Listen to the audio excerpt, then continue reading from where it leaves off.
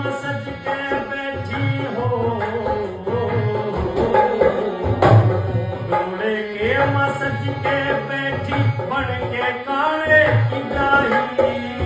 मेरे भाई ने कर दिए जुल्म में प्यार के भाग मिठाई। भाई ने कर दिए जुल्म में प्यार के भाग मिठाई। कसम खुदा की खाई तने